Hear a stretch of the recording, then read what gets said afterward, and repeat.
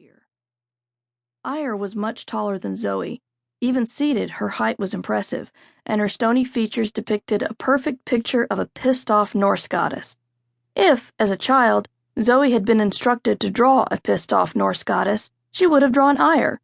Long golden braid, crossed arms, furrowed brow. She probably would have put wings on her, too, because Zoe as a child thought everything was made better with angel wings, even bugs, which already had wings. Also, she wouldn't have included the Yankee sweatshirt. But besides that, Ire still impressed Zoe with her palpable divine presence. Zoe fought the urge to cringe, but instead smiled at Ire and sat down at the table. Before she could speak, Ire asked, "Why have you called me back here?" Her voice boomed, echoing through the auditorium. She had great stage presence, Zoe thought, wondering if she should encourage the goddess to go into acting instead of publishing. "It's good to see you, Ire," Zoe said, ignoring the imperative question. "All right, so our first encounter was handled poorly, and the fault was entirely mine. And your crazy tempers," she didn't add. "We've had an opening in the writing team, and I've had a chance to look over your resume again, so I wanted to see if you were still interested in a job at Underground Publishing." Ire's face softened, but she just segued into a skeptical frown instead of a look of relaxed ease. "Why me?" "Because Gwen made me," Zoe didn't say. Instead, she said, "Gwen tells me you've spent some time in New Orleans, yes?" Ire eased her huge form back into the chair, relaxing at last. "Yes, a couple of decades selling music. It is a beautiful city." Zoe smiled. "That's why we need you. My team is talented, but having someone we know who knows the city is quite useful. Gwen, mentioned you still didn't have a steady job?" Ire nodded her regal head, her braid bobbing. "Employers respond poorly to my passion. They make me angry too often. Here you would be working with Coterie, and I'm sure they can handle your passion," Zoe said carefully. "What about you? Are you not a human?" "I am," she conceded, "but I think I've had enough experience now to not be surprised by the actions of one of your kind. Or, if I am surprised, I can at least keep my head. When you met me, I was new to this whole world.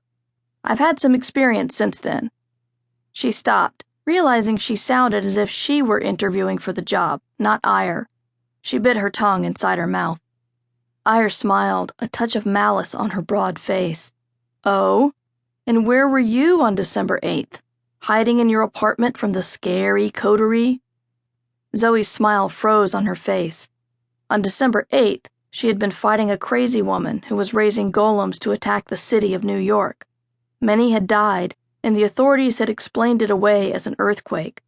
Zoe had been injured in the battle and had lost friends. She didn't like talking about December 8th.